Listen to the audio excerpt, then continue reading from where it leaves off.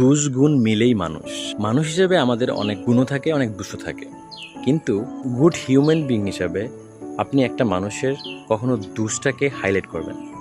আপনার যেটা করা উচিত সেটা হচ্ছে তার গুণটাকে হাইলাইট করা উচিত। মানুষ মাত্রই ভুল, মানুষ মাত্রই অনেক ধরনের দোষ থাকবে, এটা মানে ন্যাচারাল প্রবৃত্তির কারণে অনেক সময় হয়ে যায়। কিন্তু কাউকে যদি আপনি জাজ করেন তাহলে তার গুণটাকে বেশি প্রায়োরিটি দিবেন। দোষটাকে যদি এক্সট্রিম লেভেলের না হয় তাহলে সেটাকে স্বাভাবিকভাবে দেখবেন। তার যেটা দেখা উচিত সেটা হচ্ছে গুণ। কিন্তু আমাদের সমাজ যেটা করে কি, আপনার অনেক অজস্র ভালো ভালো গুণ আছে, কিন্তু খারাপ গুণটাকে নিয়ে এত বেশি নার্সিং করে আপনাকে একদম সর্বোচ্চ খারাপ বানিয়ে ফেলবে। As a good human being হিসেবে আপনার যেটা করা উচিত সেটা হচ্ছে কারো ভালো জিনিসকে সবসময় নার্সিং করা উচিত, খারাপ জিনিসকে না।